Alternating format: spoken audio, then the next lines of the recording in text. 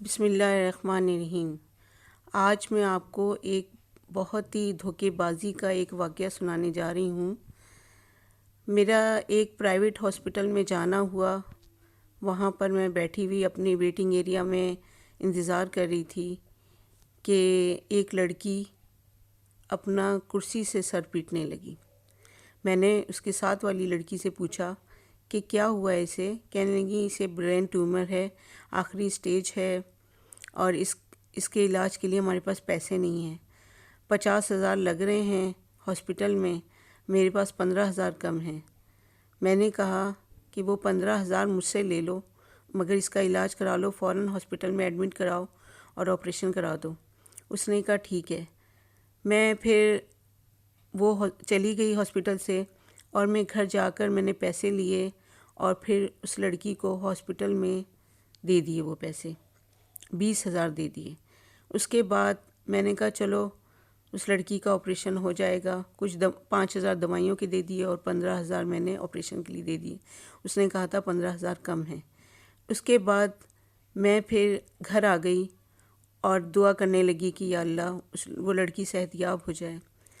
رات کو میں سوئی، صبح کال آ گئی 9 بجے، لیکن وہ دوسرا نمبر تھا، اس سے کال آئی، کہا باجی جس کے لیے آپ نے آپریشن کے پیسے دیے تھے وہ لڑکی مر گئی اور اس کا جنازہ رکھا ہوا ہے، ہاسپٹل والے پیسے نہیں دے رہے ہیں، کہہ رہے ہیں کہ جنازہ لے کر جاؤ۔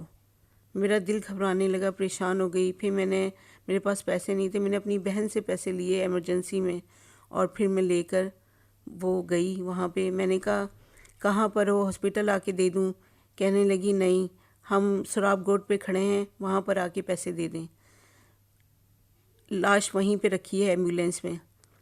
میں نے کہا اچھا میں آتی ہوں پیسے لے کے۔ کہنے لگی 10,000 قبر کے لیے چاہیے، گاؤں لے کے جانی ہے، اور 10,000 کی ایمبولینس ہوگی، 10,000 قبر کے لگیں گے۔ میں نے کہا ٹھیک ہے میں 20,000 دے دیتی ہوں۔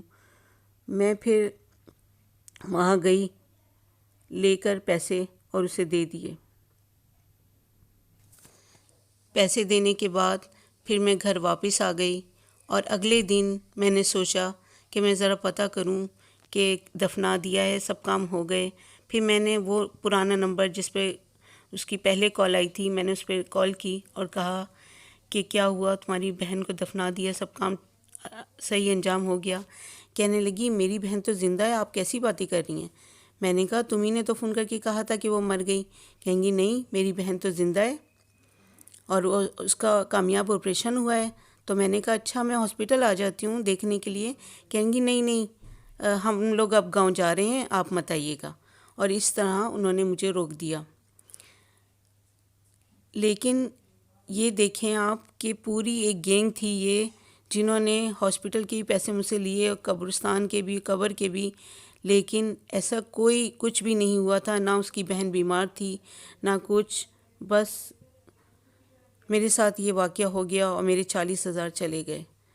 ایسا کہیں آپ لوگوں کے ساتھ نہ ہو جائے، اس لیے اس میں یہ واقعہ سنانے کا مقصد یہ ہے کہ آپ لوگ بھی ایسے لوگوں سے ہوشیار رہیں جو میرے ساتھ یہ دل خراش واقعہ پیش آیا۔ دنیا میں ایسے لوگ بھرے پڑے ہیں جو لوگوں کے جذبات سے کھیلتے ہیں اور فائدہ اٹھاتے ہیں اپنی بیماریوں کا، جھوٹ موٹ کی بیماریاں جو ہوتی بھی نہیں ہیں، بس لوگوں کو دھوکہ دے کے پیسے لیتے ہیں۔ کہ میرے ساتھ دل خراش واقعہ ایک ہفتے پہلے پیش آیا۔